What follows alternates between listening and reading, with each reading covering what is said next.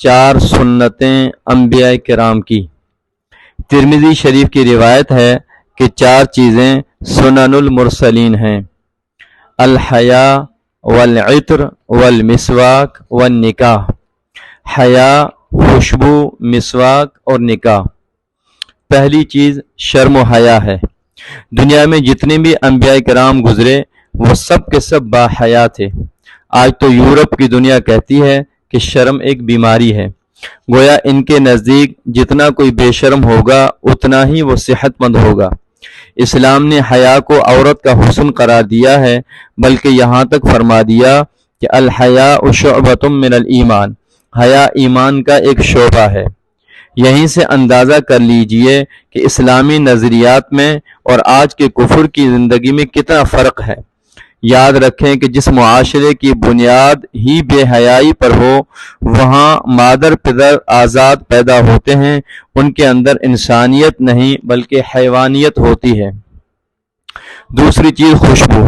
سب انبیاء کرام خوشبو استعمال کیا کرتے تھے۔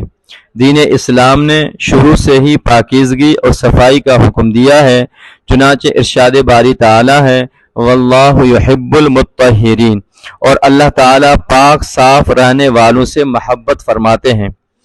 آپ سکھوں کو دیکھ لیجئے، ان کے ہاں گندہ رہنا ان کا دین ہے۔ وہ اپنے جسم کے کسی حصے کے بال بھی عمر بھر نہیں تراشتے۔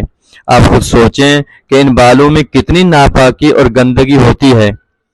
اسی طرح سادھو بھی نہا دھو کر صاف ستھرے نہیں رہتے، مگر دین اسلام کا حسن و جمال دیکھیے کہ کبھی تو نبی پاک صلی اللہ علیہ وسلم نے ارشاد فرمایا الطہور شطر الایمان، طہارت ایمان کا حصہ ہے، اور کبھی فرمایا الطہور نصف الایمان، طہارت آدھا ایمان ہے۔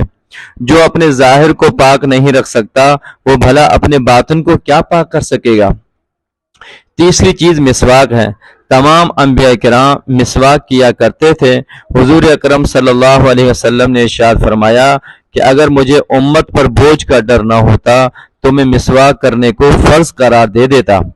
ایک اور روایت میں آیا ہے کہ سیدہ عائشہ صدیقہ رضی اللہ تعالی عنہا فرماتی ہیں کہ جب بھی حضور اکرم صلی اللہ علیہ وسلم گھر میں تشریف لاتے تھے تو مسکراتے ہوئے تشریف لاتے اور آ کر سب سے پہلے آپ مسواک فرمایا کرتے تھے تاکہ اہل خانہ کے پاس بیٹھیں تو منہ صاف ہو اور بو نہ آئے۔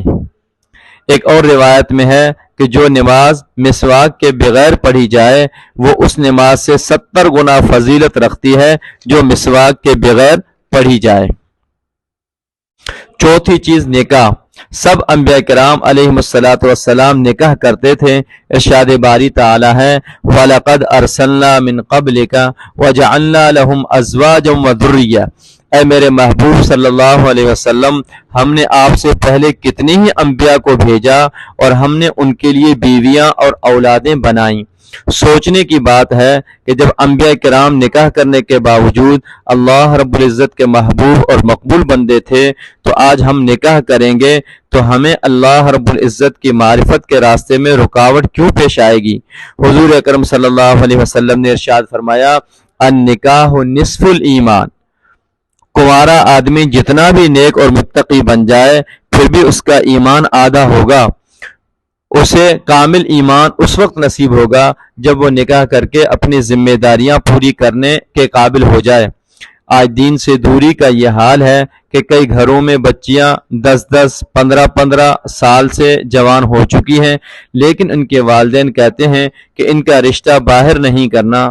یقین جانیے کہ وہ اپنے لیے جہنم خرید رہے ہوتے ہیں۔ صلی اللہ علیہ وسلم۔